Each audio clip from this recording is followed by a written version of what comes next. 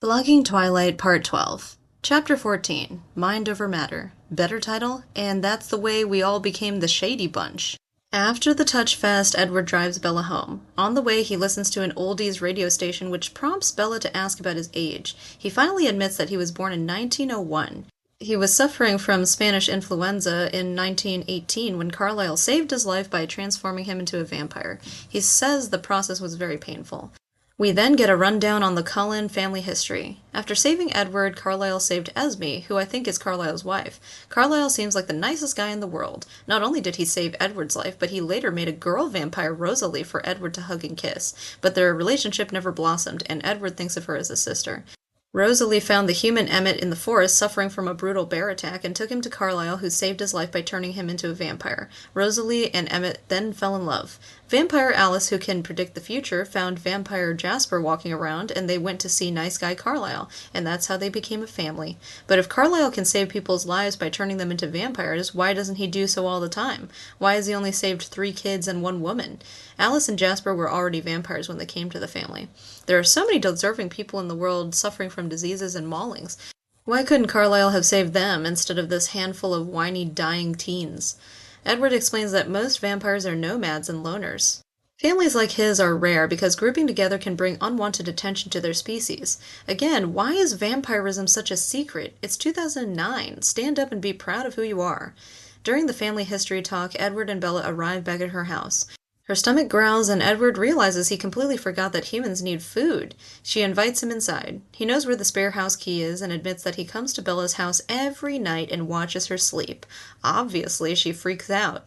Edward's behavior is wrong on many different levels. If a real person did this, regardless of his looks and personality, a girl would be a fool to befriend him, let alone smooch him. Even if you're in a long-term loving relationship, watching your significant other sleep every night is a violation of trust. Besides, Edward could be doing more productive things with his evenings, such as starting a midnight basketball program, or stopping good people from dying by turning them into vampires. He's so selfish. Bella is a little ticked off about Edward's nighttime activities because she talks in her sleep and is worried that she muttered something embarrassing, but he tells her that she never said anything bad. While Bella is heating up the lasagna, her father comes home and Edward quickly disappears. Bella and her dad talk, and she gulps down her lasagna and goes to her room. She looks out the window for Edward, but he's already in the room because he's a perverted stalker. Bella is so excited and tells Edward to stay put while she takes a shower. After the shower, they talk, and there's more neck-touching. He says he's getting better at controlling his desire to kill her, explaining that it's a struggle of mind over matter. They talk about danger. Again. Because being away from her scent will only make Edward want to kill her more, Bella invites him to stay the night. He then admits that emotions are difficult and explains how jealous he felt when Mike asked Bella out. When that happened, he wanted to know why Bella turned down Mike. Since he couldn't read her mind, the only logical thing to do was sneak into her house at night, watch her sleep, and hope that she talked as she snoozed. Or, if he were sane, he could have just asked her how she felt. Edward then describes Mike as vile, which is strange because Mike isn't an old man who sneaks into teenagers' windows at night to watch them slumber. Bella says she doesn't understand how Edward can be attracted to her, but not to Rosalie. He emphasizes the fact that Rosalie is his sister, and he adds that no one has made him feel love until he met Bella. He's been waiting 90 years for her. She says this doesn't seem fair. She didn't have to wait a lifetime to find her true love like Edward did. He then goes off on the danger talk again, saying Bella is putting her life in jeopardy every time they are together. So even though he had to wait nearly a century for love, she still has the raw end of the deal. Charlie comes in to check on Bella and Edward hides. When Charlie is gone, Edward gets back into bed with Bella and smells her, describing her odor as lavender or freesia. He's probably smelling Bella's soap as she just got out of the shower. I think Suave makes a Frisian shampoo. Ed says the Cullens are trying to rise above their desires. Just because they were dealt the desire to drink blood doesn't mean they need to act like animals. They strive to remain somewhat human. I'm reminded of that video of the water-skiing squirrel. Like Ed, he's trying to attain some level of humanity.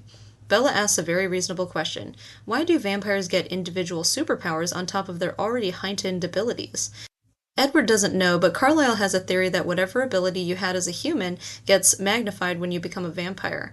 I have a theory too. Stephenie Meyer just made this up as she went along, and mind reading seemed like a fun power. As a human, Edward was sensitive to people's thoughts, so as a vamp, he can read minds. Alice probably had some precognition abilities as a human, so now can tell the future, and Emmett was a strong human, so he's an even stronger vampire.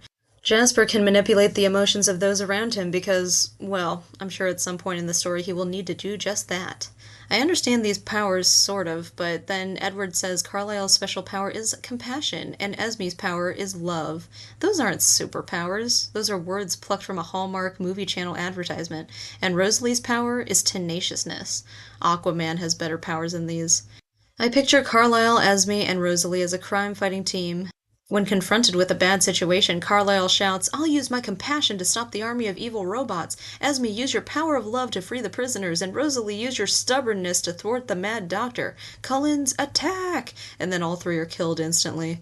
There's some talk about where vampires come from, but no one really seems to know. Edward says vampirism might be caused by evolution, or perhaps God was involved.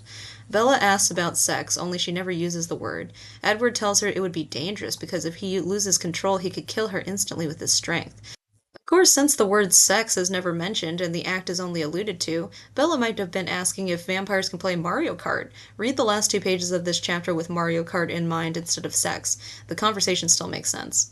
Edward then hums a lullaby and Bella falls asleep. Prediction.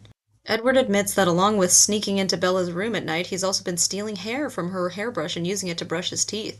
And he's filled 19 notebooks with the sentence, "I heart Bella Cullen forever." And he's been going through her trash and using her old tissues to make an altar where they can be married. Bella thinks all of this is terrific.